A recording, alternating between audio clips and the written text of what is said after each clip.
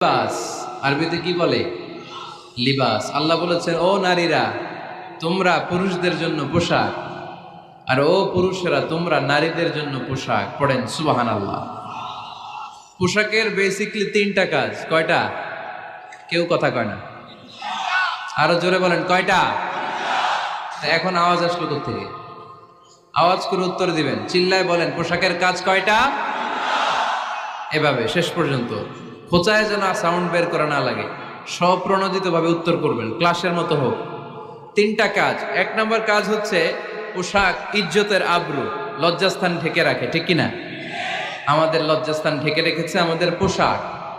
ঠিক তেমনি স্বামী তার স্ত্রীর ইজ্জত হেফাজত করে, স্ত্রী তার স্বামীর ইজ্জত হেফাজত করে, স্বামী তার স্ত্রীর চরিত্র হেফাজত করে, আর স্ত্রী তার স্বামীর চরিত্র হেফাজত করে। এজন্য আল্লাহ একে অপরের উদাহরণ